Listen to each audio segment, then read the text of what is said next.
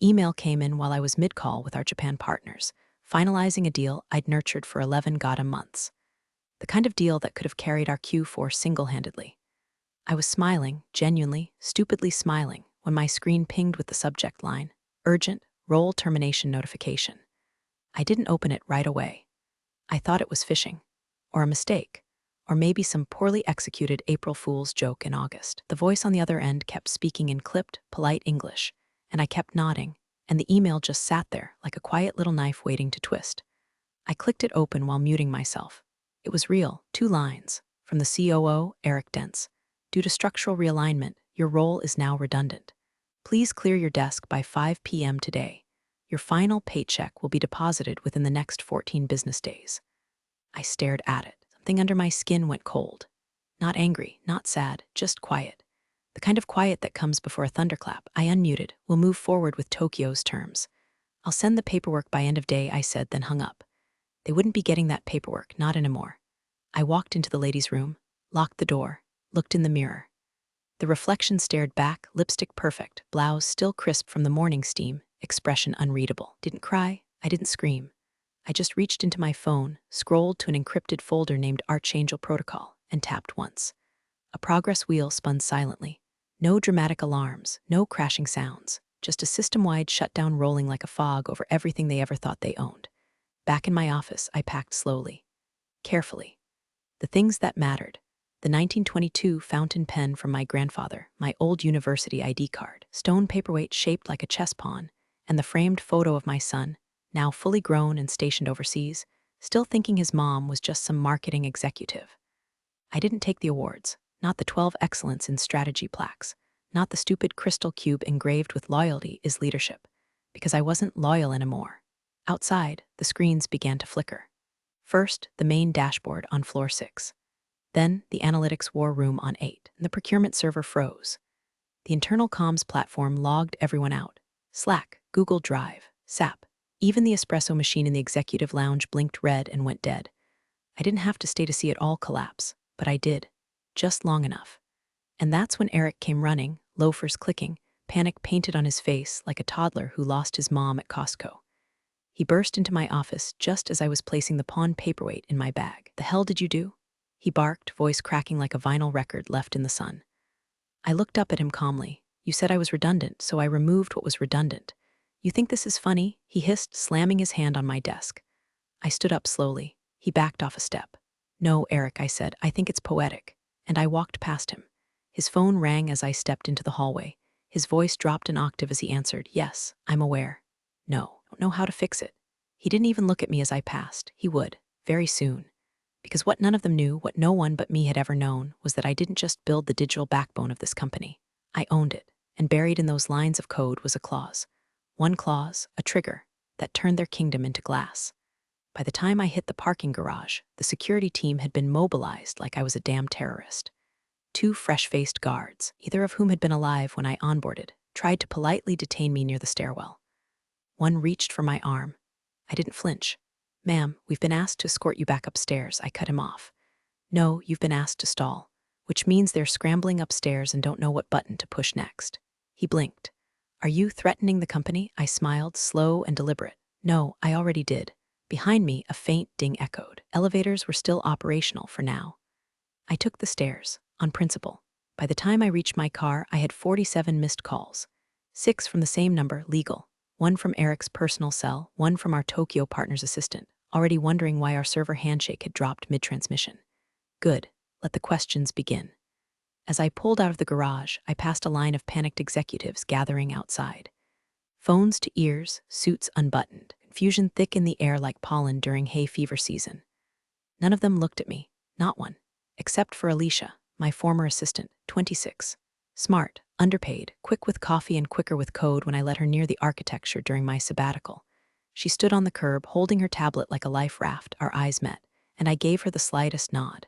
She didn't smile, but she didn't look away either, because Alicia knew, not all of it, but enough to suspect the company's backbone wasn't corporate, it was personal. I drove to the waterfront, my safe space. A battered park bench under a dying maple, half-shadowed by the defunct pier and old graffiti from when this town still had dreams. From there, I watched the ripple begin. First, an investor tweet, Sudden outage at Corp. Internal breach, then a Reddit thread. Anyone else's company-wide access just vanish. Dev server went cold. Error code 904. An Eric's desperate LinkedIn post. We're currently undergoing a scheduled systems review. Please bear with us. Scheduled my ass. I opened my laptop, launched the encrypted drive, watched the diagnostic dashboard update in real time. Central file system down. CRM core corrupted. HR portal rerouted to offline mirror. Financial servers inert. One red dot blinked, then another, like a reverse constellation spelling out you shouldn't have fucked with the architect. That's when the real calls started. This time, not from the company, no, these were older. Hidden numbers, foreign codes, the kind of contacts that didn't exist in any corporate Rolodex. One rang, I answered. A woman's voice, German accented, cold. You pulled it, I did. Is it contained? Yes. For now, there was a pause. You understand the implications if they trace it back. Wrote the protocol, they won't. She hesitated, still, prepare for extraction. If legal routes fail, they'll go personal. I looked out across the water, they already did, and I hung up, because this wasn't just about firing me. This wasn't just corporate betrayal. Eric had poked a hornet's nest without reading the plaque on the hive, and now, he wasn't dealing with a disgruntled former employee. He was dealing with the woman who never once asked for power, because she already had it. Hidden, layered, buried deep, waiting, and now unchained. The breach didn't start with the servers. It started 2 years ago, the moment Eric was promoted to COO and decided his reflection was more important than his foundation. He walked in that day reeking of smug cologne and disruption jargon, talking about leaning out legacy roles and maximizing shareholder trust through operational refinement. Translation: didn't like women over 40 making more money than him, and I made a hell of a lot more. He didn't fire me then. No, Eric was smarter than that. He started slicing at the edges. Took away team budget, restructured reporting lines, replaced my second-in-command with a kid who thought cybersecurity was just changing your Gmail password once a year. Subtle sabotage, death by 1,000 paper cuts. But what he didn't know, I'd seen it before. Not from him, but from Mark Duval, back at Derive Solutions in 09. The same culture-first fraud with shiny teeth and a god complex who tried to erase me and got erased instead, financially, publicly, and by the time I was done, emotionally. That man sends me thank you notes now, from therapy. So when Eric started playing games, I started drawing blueprints. I began building the loop, parallel shadow system that mirrored every department's critical operations, but answered only to me. Think of it like a skeleton key, invisible, undetectable, but if activated, it replaced the primary infrastructure one heartbeat at a time. Why? Because Eric wasn't just incompetent, he was reckless, and one night last October, he proved it. I got a ping on my home terminal, 2:17 a.m. Unauthorized login attempt on the Salary Vault database, source internal, masked IP, but the signature was sloppy, half obscured by a weak VPN trail routed through his assistant's laptop. The Salary Vault holds more than pay stubs. It holds equity vesting data, offer history, severance clauses, and blackmail files. I didn't confront him, yet. I just logged the attempt and adjusted the loop sensors. From that night forward, every keystroke in C-Suite was mirrored, timestamped, and stored, including what I found 3 months later. A backroom memo, stamped confidential, titled Phase 3, Post-Redundancy Compensation Restructure. My name was listed, alongside 4 others, all women, all VPs or higher, all over 45, all marked, sever with cause, minimize liability. No wonder he smiled at me like I was invisible during the last board review. No wonder legal stopped CCing me on compliance briefs. No wonder my budget for team wellness vanished while Eric got a new espresso bar installed next to his office. He was planning a quiet purge, and I planned a louder one, because this wasn't just a vendetta anymore. This was war, and in war, you don't show your weapons. You bury them. Wait, and then detonate when everyone's too busy sipping espresso to notice the ticking sound beneath their feet. 3 hours after I walked out, Rick initiated what they probably called a recovery cascade. I watched it unfold from the comfort of a hotel lounge downtown, 5-star, of course. Company perks, still on my card. They hadn't revoked my access yet. Another oversight. The screen across the bar switched from muted soccer commentary to a breaking news ticker. Major East Coast tech firm hit by internal anomaly. Operations frozen, sources say. I sipped my drink, neat, no ice, refreshed the diagnostics feed. They'd rebooted the core server, which triggered a recursive loop in the mirrored structure I'd built, a loop that simulated success while feeding them digital garbage. On paper, everything looked fine, but inside, it was a spaghetti plate of false access points, echo data, and sandbox traps. I left them chasing ghosts. Meanwhile, Eric called me, finally, blocked number, amateur. I answered with silence. He started talking fast, too fast. I don't know what you think you're doing, but this is corporate sabotage. You're risking lawsuits, prison time. Hell, we can still fix this, Julia. First name, like we were friends. You cleared my desk, I said calmly. Now clear your conscience. I'll pay you personally. Just undo whatever it is you did. Oh, Eric, I said almost sweetly. You think this is about money? He paused. You always thought it was about money. That's why you'll never understand who you're dealing with. I hung up. That's when the text came in from Alicia. Just one sentence, he's panicking. Just asked IT if a full unplug and blow dry would help. I chuckled. Dry, bitter. Then I replied, get the mirror drive out. Step 1, Ravenwake Protocol. You remember the rest. No emojis, no warmth, just trust. Because Alicia wasn't just an assistant. She was the apprentice I never told anyone I had. I trained her in between board meetings, after hours, war rooms, and the chaos of layoffs. I'd seen her potential years before she saw it herself. She was cautious, precise, and she never once broke protocol. More importantly, she knew the exit plan. I had built it not just to burn the house down, but to rebuild it under a new name. Eric never knew what Ravenwake meant. That word never appeared in a single server log, board memo, or IT glossary. But Alicia knew, because behind the loop, behind the silent kill switch, behind the misdirection, was the inheritance. The infrastructure I'd quietly carved out and cloaked under dead startups and domain shells for over a decade. Secure, private, portable, and with the right trigger, it would resurrect under a new entity, one where the clients followed me, not the brand. I didn't need to beg for relevance. I'd engineered it. They just hadn't realized yet that when they cut me loose, it actually unhooked themselves from their own spine. And the clock was ticking, because tomorrow morning, the Tokyo contract was set to expire, and I was the only one who could renew it, and this time I'd be signing under my name. Tokyo didn't wait long. At exactly 9:01 a.m. their time, 8:01 p.m. mine, I received the encrypted message through the secondary channel we'd used during political unrest in 21. One word, broken. Replied, not broken. Unplugged. Interested? The reply came 4 minutes later attached to a PDF, a letter of intent, direct, unfiltered, addressed to me. They weren't married to my old company, they were married to my brain, my architecture, my system of fail-safes that let them operate during typhoons while every other supplier crumbled. Now they were offering to shift the entire contract. No middlemen, no Eric, no delay. I closed the file. At that moment settle. My hands didn't shake, but my heart did that strange lurch it used to do right before presentations that decided if we made payroll or shut down half a continent. It wasn't relief. It was arrival. Alicia called 30 minutes later. Burner line. Voice tense but controlled.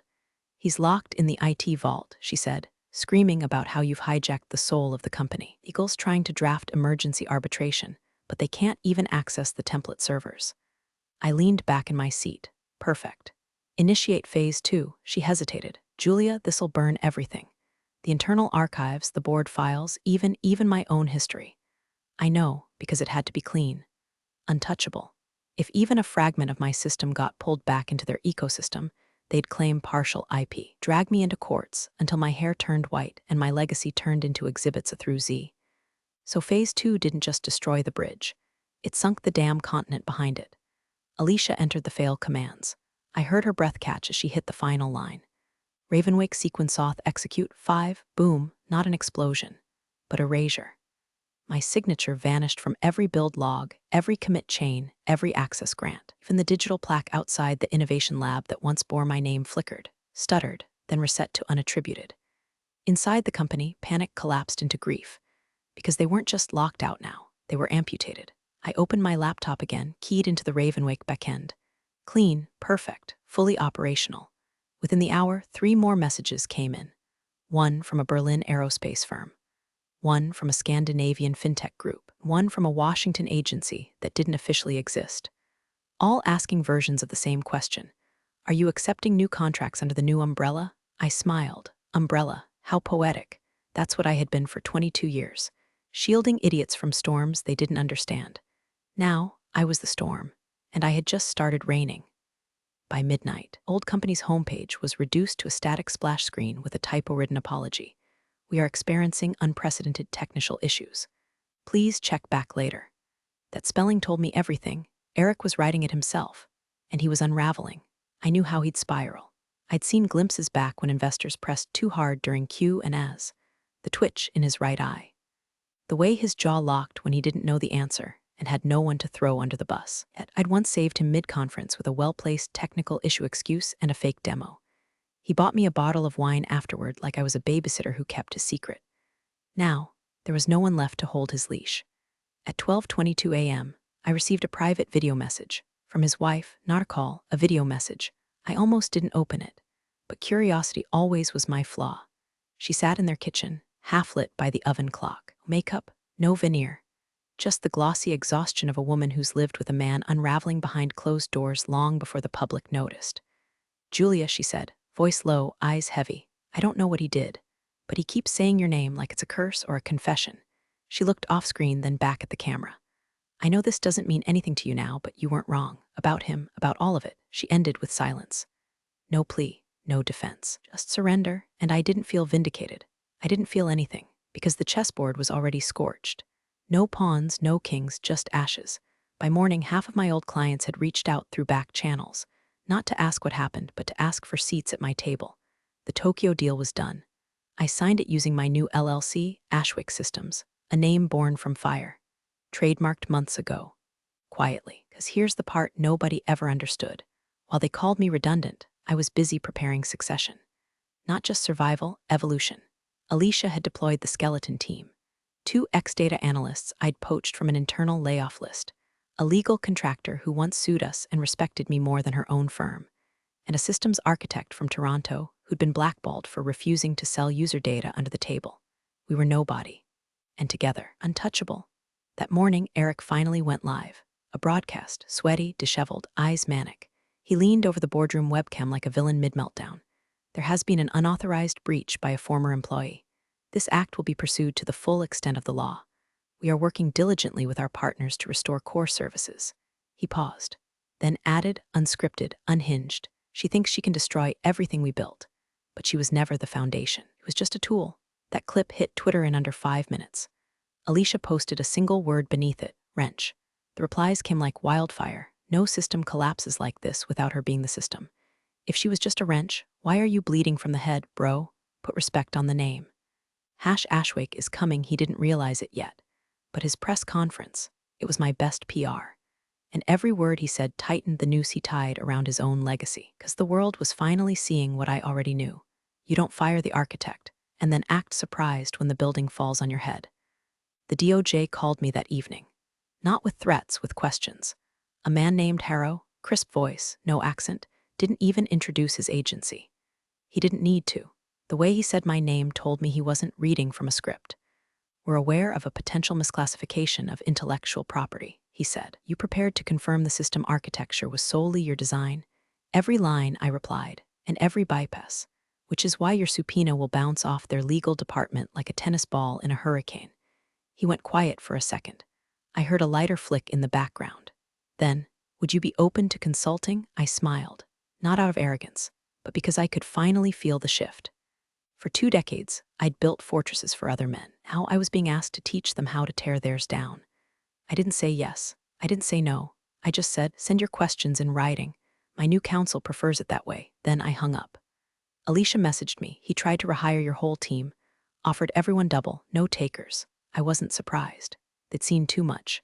Not just of Eric, but of me, staying up past midnight reworking failed deployment plans, smoothing over departmental idiocy, shielding interns from HR retaliation while still coding backend work at 4 a.m. They didn't follow me because I paid more. They followed because I broke first and rebuilt sharper. The board filed for emergency mediation the next morning.